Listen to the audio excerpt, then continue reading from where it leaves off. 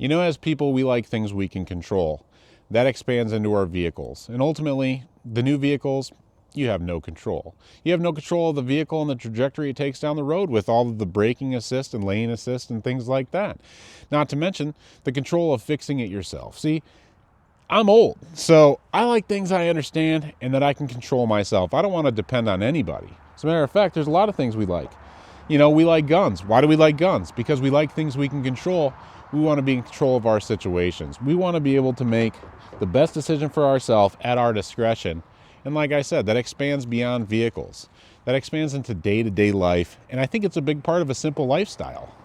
See, things you can't control stress you out if you're anything like me.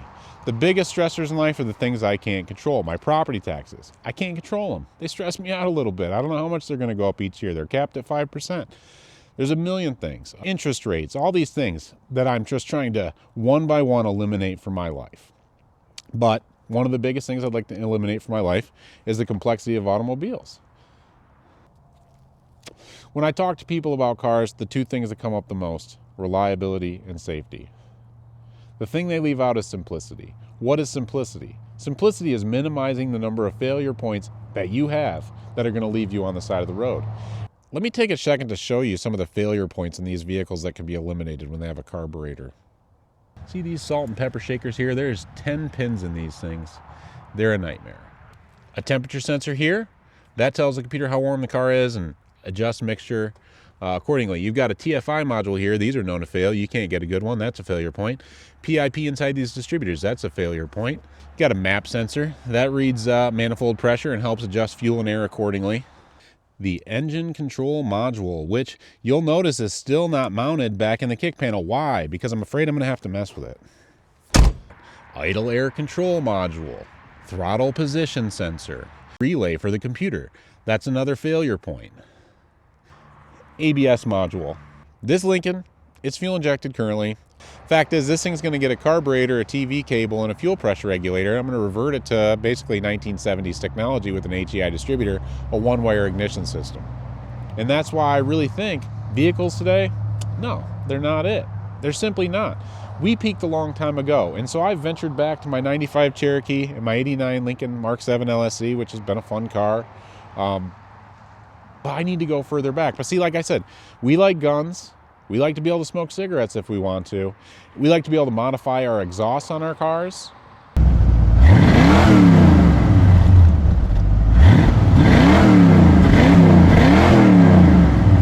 That's the thing. We want to be in control. And being in control helps manage stress. It helps promote a simple lifestyle. And that's what I'm all about. I was having a little conversation with my buddy Marty last night. He's got an awesome YouTube channel, Useful Entertainment. Check him out. He's building a forever car right now.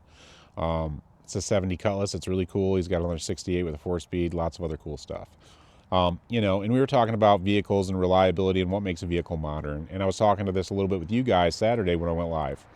Reliable vehicle is something that can do highway speeds. We threw in electronic ignition, and then I threw in front disc brakes, although that's not mandatory. That's just my personal preference. So you're not talking about a lot here. You're talking about electronic ignition, can sustain highway speeds comfortably, and disc brakes. Well, that leaves me to find that peak automotive reliability was somewhere between 1965 and 1980 because it had all those things. You know, but again, it's about being in control. Like I said, in America, we like our guns. We like the ability to do what we want. We don't want to be legislated. We don't want to be taxed. And when it comes to new cars, that's all it is. It's a tax. It's a tax on your anxiety and your comfort. And you're going to pay. Well, I'm not. So I'm on a journey here to find my forever car.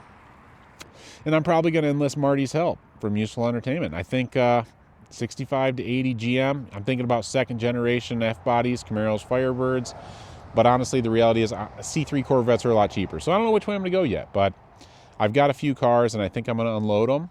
I think I'm going to sell the 87 Shelby Charger to free up some money for this project. And I think I'm also going to sell the LX 5.0, the supercharged car, in some of my videos. So if you guys are interested, feel free to email me. Maybe we'll talk. They're not for sale yet, but I think they will be. I really want to focus on stuff I can use every day in any weather and focus on that stuff strictly. So you guys can see the direction I'm going with this. And honestly, when it comes to safety, that's brought up a lot. The most important safety feature in a car is you. If you're not paying attention, you're screwed anyway. lane avoidance and all these things can only do so much. If you're texting, if you're on your phone, if you're looking at a screen, if you're changing your heated seats through a screen, if you're messing around with buttons and controls, or you don't even have buttons, you got to do capacitive touch shit, you're screwed anyway. The most important thing you can do is keep your eyes on the road. That's what's going to keep you safe more than anything. You guys can see where I'm going with this. A lot of you are going to disagree. I hope a lot of you stay along for the journey. I don't know what the car is going to be yet, but I'm going to find these cars and I'm going to keep dailying them. And, you know, I put 600 miles in this Lincoln since I fixed it. Put about 1,000 miles on this Jeep. Probably about another 1,000 on that Nissan. But the truck's gone. Modern cars, I'm done with them, you know. This is it for me.